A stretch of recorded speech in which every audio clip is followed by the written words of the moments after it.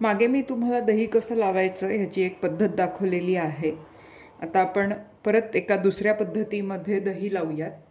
इथे मी हे दूध जे आहे ते दुसऱ्या भांड्यामध्ये म्हणजे दुधाच्या पातेल्यात जवळजवळ 1 लिटर दूध तापवून घेतलेलं होतं।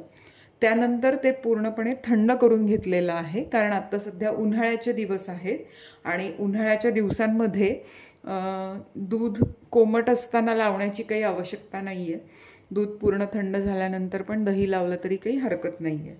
आता मी इथे मुरवण घेतलेलं आहे, अर्धा चमचा आहे।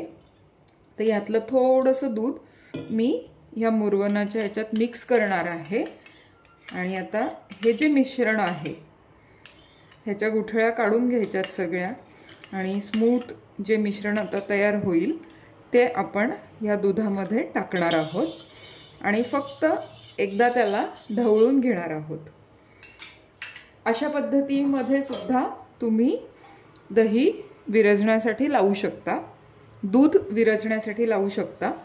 आता ह्याच्यावरती झाकण ठेवायचं आहे आणि सकाळपर्यंत आपलं दही तयार होईल। मी रात्रीच्या वेळेस लावते आणि सकाळी आपलं दही झाल्यानंतर फ्रीजमध्ये ठेवायचं। आता सकाळची वेळ झालेली आहे, आपण बघूयात दही झालं आहे का। तर छान आपलं दही झालेलं आहे आणि आपण आता हे फ्रीजमध्ये ठेवूयात आणि त्यानंतर वापरायला घेऊयात।